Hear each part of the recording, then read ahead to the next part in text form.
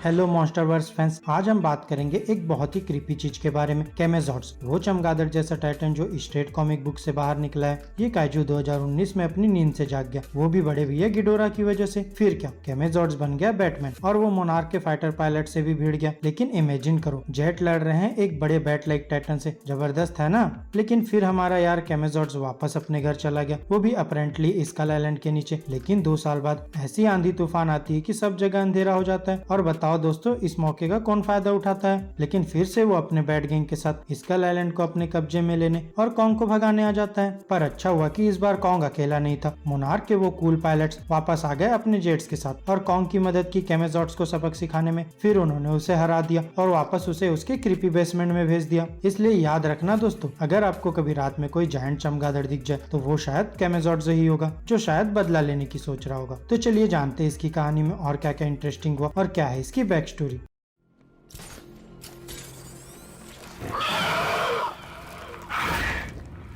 तो 2019 में तो तमाशा ही हो गया जब किंग गिडोरा ने रॉर किया तो बहुत सारे टाइटन्स जाग उठे। उनमें से एक था कैमेजॉर्ड्स। फिर वो और उसके बैट गैंग ने सैन डिएगो पे अटैक कर दिया। यहाँ मोनार्क के पायलट उनसे लड़ने तो आए लेकिन बहुत बुरी तरह हारे। अब कैमेजॉर्ड्स ने बहुत सारे प्लेन्स गिरा दिए। उनमें से एक प्लेन कैप्टन टैम नासर का भी था, जिससे वो कोमा में चला गया। वहीं कैप्टन ऑड्री बंस, जो टैम की बहुत अच्छी दोस्त है, वो ये सब देख के बहुत परेशान हो गई। इसके बाद डायरेक्ट कट टू 2 साल बाद, जहाँ पैसिफिक ओशियन में गिडोरा की वजह से आंधी तूफान आ रही थी और वो आंधी तूफान स्कल आइलैंड की तरफ बढ़ रही थी। ऊपर से उस आइलैंड पर कभी कभी ऐसे धमाके होने लगे जिनको सुन के समझ में नहीं आता था कि क्या हो रहा है। यहाँ हस्टन, ब्रुक्स और मोनार्क हॉलो अर्थ जाने की तैयारी कर रहे थे, लेकिन इस अजीब इवेंट्स ने उनकी रफ्तार स्लो कर दी। जहाँ ब्रुक्स को वहाँ मिली लिखावटों से कुछ परेशानी हो रही थी और उन्हीं लिखावटों में किंग ऑफ द डीप की बात हो रही थी, जो अंधेरा होने पर वापस अपना किंगडम ले लेगा। फिर भी उन्होंने ब्लास्ट किया और आगे जाने के लिए एक ड्रोन भेजा और तभी इस धमाके के साथ अचानक से ऐसे चिल्लाने की आवाज आई जिसने सबके कान खराब कर दिए। ब्रुक्स को यहाँ समझ आ गया कि ये किंग ऑफ द डीप वो दूसरा वाला नहीं बल्कि कैमेजॉर्ड्स है और वो हॉलो अर्थ से आ रहा था और वही आंधी।